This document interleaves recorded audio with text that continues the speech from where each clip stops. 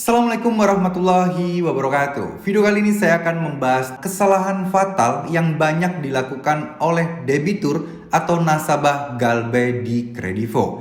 Seperti yang kita tahu, Kredivo merupakan salah satu aplikasi paylater terbesar yang ada di Indonesia yang mempunyai banyak DC yang sudah tersebar di hampir seluruh kota yang ada di Indonesia.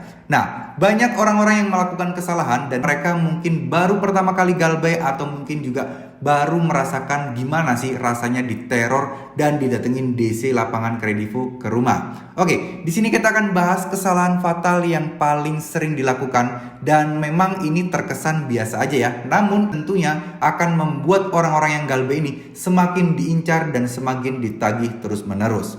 Karena pada dasarnya meskipun DC Kredivo itu banyak, tapi kan yang Galbay jauh lebih banyak. Pastikan mereka juga akan menentukan skala prioritas. Mulai dari jumlah nominal pinjaman, dekatnya alamat kalian, mudah dan tidaknya kalian untuk dijangkau, dan serta mudah tidaknya kalian untuk dihubungi. Terus kemudian yang terakhir adalah pertimbangan yang paling utama adalah kira-kira debitur atau nasabah Galbay mana yang paling tinggi kemungkinan untuk bisa segera membayar hutang kepada Kredivo. Nah, dari penilaian-penilaian inilah DC Kredivo akan menilai teman-teman. Dan dari situlah mereka akan memprioritaskan apakah kalian akan diprioritaskan paling terakhir ataukah paling depan. Ya mungkin nanti-nanti sajalah. Jadi kesalahan pertama yang mungkin paling sering dilakukan oleh orang adalah menanggapi dan terus intens menghubungi DC Kredivo tersebut. Jadi dengan kata lain adalah ketika kalian curhat, ketagih, terus kalian membuat banyak alasan dan apalah, itu sebenarnya mungkin tujuannya baik ya. Tujuan orang-orang yang Galbay ini baik, yaitu memohon atau mungkin meminta belas kasihan, meminta agar mereka memaklumi, DC memaklumi bahwa kondisinya sedang tidak baik-baik saja. Dan orang-orang yang Galbay ini tidak dengan sengaja untuk melakukan Galbay atau tidak dengan sengaja memang tidak mau bayar. Enggak ya, tapi mereka memang sedang dalam musibah dan sedang dalam kesulitan ekonomi. Harapannya DC-nya mau paham dan mau mengerti agar mereka memberikan waktu. Namun pada kenyataannya DC ini sebenarnya juga nggak peduli banget tuh teman-teman ya. Bener-bener nggak peduli kalian ada uang apa enggak, kalian kena musibah enggak. Jadi percuma kalian menanggapinya, percuma kalian menceritakannya. DC akan semakin gencar dan akan semakin memprioritaskan kalian untuk ditagih terus-terusan. Meskipun mereka tahu kalian tidak punya uang. Karena apa? Karena ya strategi mereka selanjutnya adalah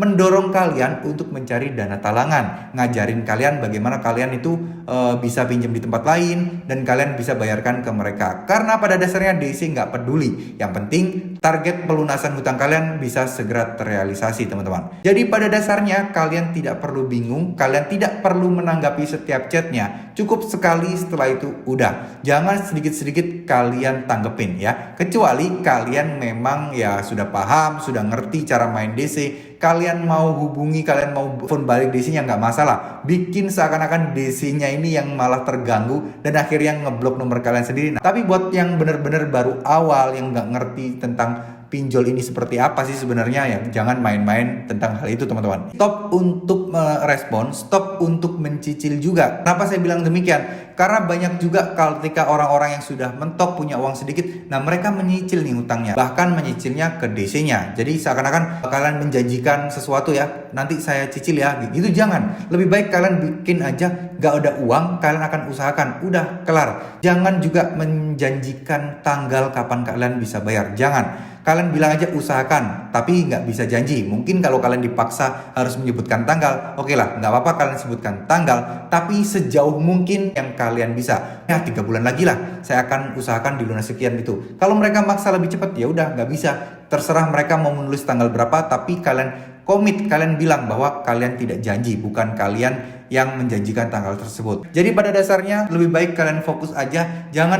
memberi harapan-harapan, usah cerita-cerita, gak usah terus-terusan meminta atau memohon maklum dari mereka, gak bakal ditanggapi teman-teman ya. Mereka gak bakal peduli. Jadi intinya kalian fokus aja, ya udah, bukan aja mereka mau ngomong apa. Kalian fokus aja ke kerjaan kalian, kalian kumpulkan perlahan demi perlahan untuk melunasi hutang-hutang kalian tersebut ya. Semoga video ini bisa bermanfaat, semoga video ini bisa memberikan kalian informasi dan mungkin sedikit memberikan ketenangan bagi kalian. Buat orang-orang yang baru Galbay dan telat bayar, percayalah gak seberat itu kok. ketika galbe pinjol ini teman-teman ya. Terima kasih, semoga video ini bisa bermanfaat. Wassalamualaikum warahmatullahi wabarakatuh.